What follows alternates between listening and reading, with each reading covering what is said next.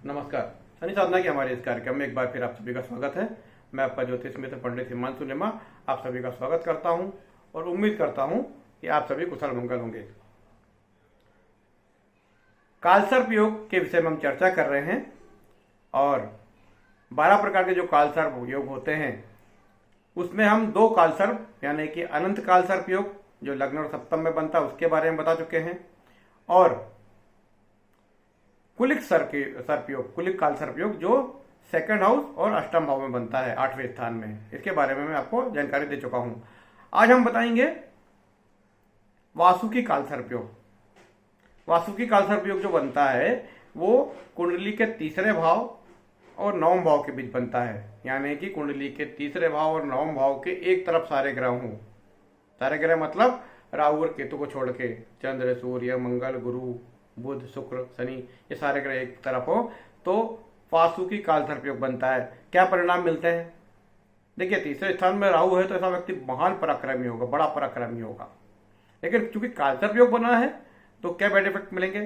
काल सर्प योग बना है तो भाई बंधुओं से तकलीफ, व्यर्थ में विदेशों में भटकते रहना, व्यर्थ की यात्रा, व्यर्थ का पराक्रम, यानी पराक्रम तो भयंकर करेंगे लेकिन उसका रिजल्ट कुछ नहीं मिलेगा आपको। भाइयों से तनाव होगा। क्या पता चला कि पूरा पहाड़ खोद दिया लेकिन समझ में आया कि साहब आपने गलत दिशा में खुदाई कर दी, अपन ने पराक्रम तो महान किया, तो आपका पराक्रम सक्सेस नहीं होगा।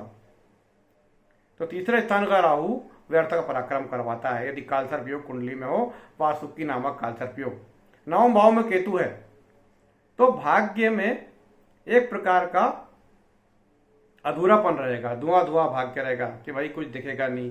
कभी भाग्य में एक प्रकार का श्राप रहेगा या दूषित भाग्य जिसको हम बोलते हैं, यानी कि कोई भी सफलता पूरी तरीके से मिल नहीं पाती। कभी ऐसा लगता है भाग्य जोर मारा, पता चलता अचानक दिक्कत आ गई और अपनी किस्मत साथ नहीं दिया और आप एंड टाइम में पूरे फेलियर हो गए। तो वासुकी कालसर्प योग से भाग्य से जुड़ी हुई रुकावटें आती हैं, ये पितृदोष का संकेत होता है। और पराक्रम भाव में राहु आपका व्यर्थ का पराक्रम करता है, इसके लिए आपको पितृदोष की शांति करवाना चाहिए, वासुकी कालसर्प योग की शांति करवाना चाहिए। इससे आपकी कुंडली में जो तीसरे स्थान और नवम स्थान के बीच बना हुआ कालसर्प योग है वो आपके भाग्य के रुकावटों को दूर करेगा और आप अपने प्रयासों में सफल होंगे। भाई बहनों से भी आपकी बढ़िया ट्यूनिंग बनेगी। तीसरे स्थान का कालसर्प योग बना है तो देखिए, तीसरे स्थान का स्वामी होता है बुध और नवम स्थान का स्वामी होता है गुरु, तो आपको दोनों को मनाना पड़ेगा, यानी देवी पूजा तो करनी ही पड़ेगी। देवी पूजा, देवी की साधना, अपनी बहन बुआ बेटियों से आशीर्वाद लेना पड़ेगा, उनकी बातों को सुनना पड़ेगा, उनकी डांट भी सुननी पड़ेगी।